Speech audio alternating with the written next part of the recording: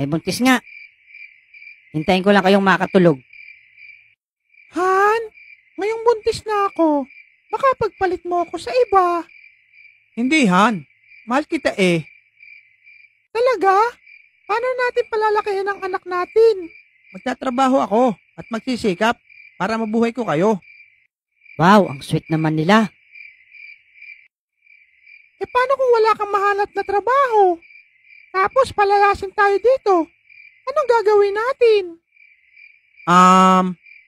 Bahala na ang nasa itaas kung paano niya tayo tutulungan palakihin ng bata. Pusang gala. Huwag niyo akong idamay dyan sa kalandian yung dalawa.